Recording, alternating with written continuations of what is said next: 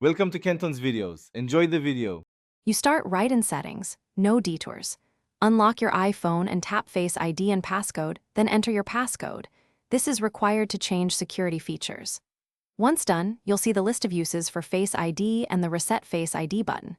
Make sure you're ready to switch authentication methods because turning things off affects Apple Pay, app sign-in, and device unlock. Now that you're in, move to the specific toggles to disable Face ID for each feature. Now you'll manage each use case. You can turn off iPhone unlock first, tap that toggle to require your passcode instead. Next, disable iTunes and App Store, Apple Pay, and password autofill by switching their toggles off.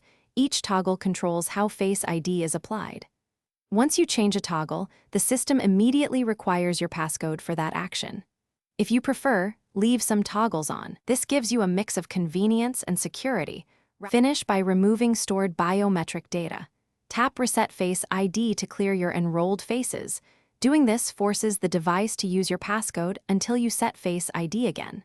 If any toggle won't change, restart the iPhone and confirm you're on a supported iOS version.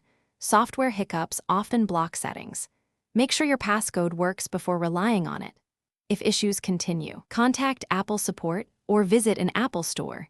Service can verify hardware and system status so you're not locked out. Thanks for watching. Consider subscribing if we helped you.